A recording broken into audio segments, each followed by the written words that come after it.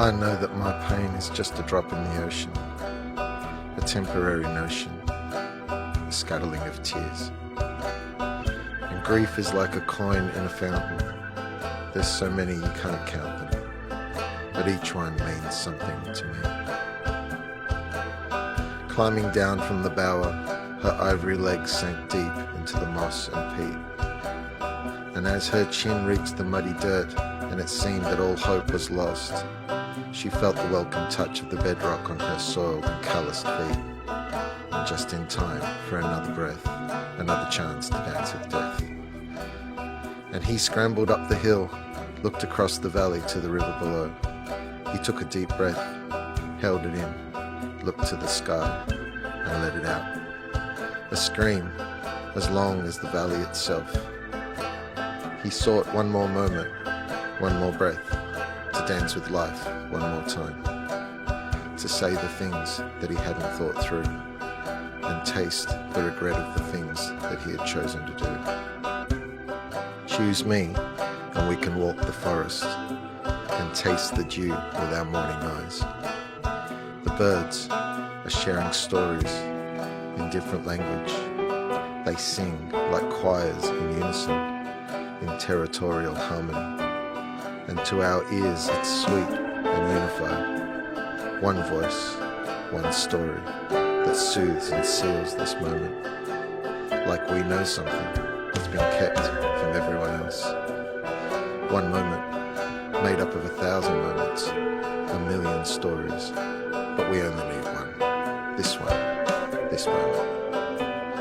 And I close my eyes to the know-it-alls, to the criticizers, all knowing with nothing but their own misgivings, their own sour fuck-ups, turned sweet by the prism of their self-inflated and fragile egos, and shared with every other sour fuck-up, until we're all sour fuck-ups, we're all fragile and self-inflated, and embrace the sourness, our self-inflated egos, our fucked-upness.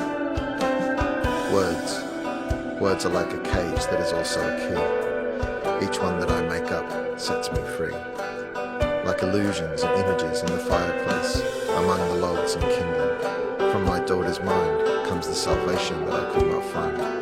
Through years of solo journeys, ones that saved me, and others that hurt me, and ones that taught me, and others that fought me.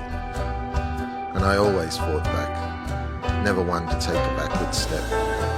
No retreat, no surrender.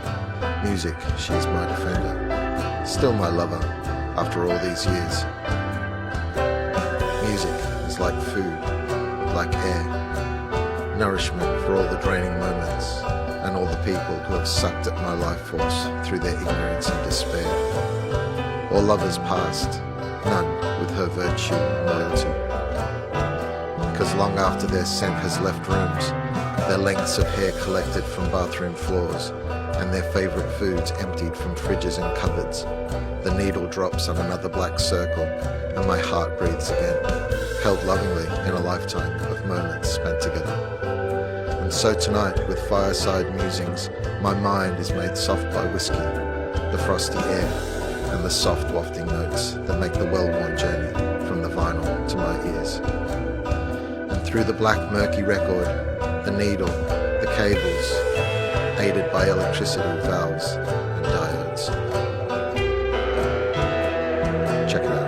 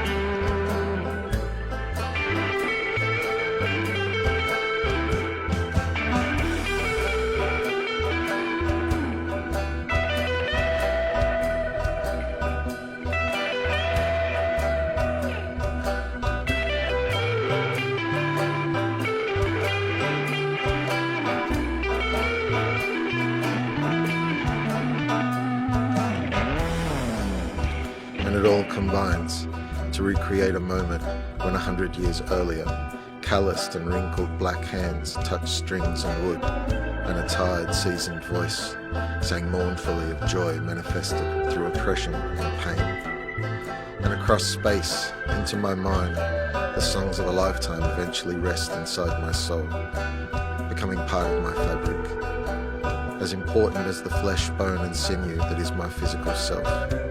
Perhaps more important, as they are the things that my spirit may hold on to long after the flesh, bone and sinew is decomposed into the forest floor, and the self that I know is no more. Music, she is the sweet, warm lover that has stayed true when others have not. And yet, still I am drawn to another, drawn to you.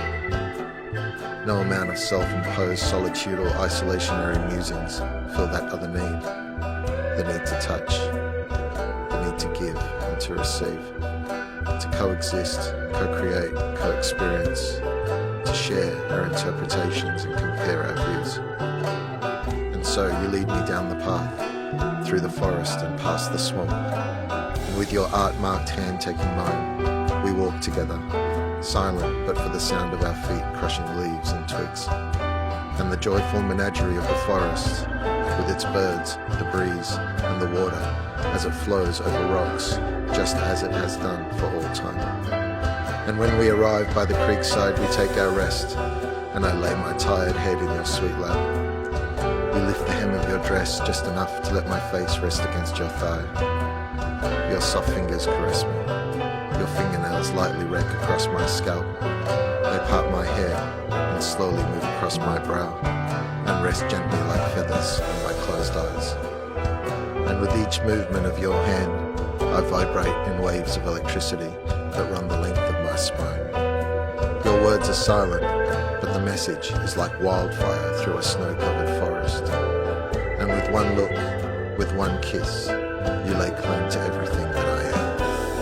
Every moment, person and choice that has led us here melts away, like the snow on the ferns, now crystal clear drops of sweet water dripping to the forest floor, and soaked up by the dead leaves and soil. Right now, all we are is what's left behind after the noise and babble evaporates.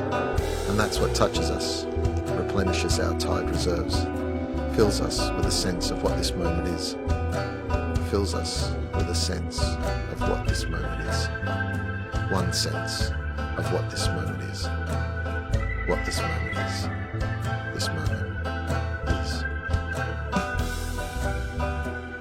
And in this isolation there is salvation, and a time for contemplation and realization. Like photographs collected over a lifetime and now sharing the same wall, making a new picture, one that is every part of its collective self.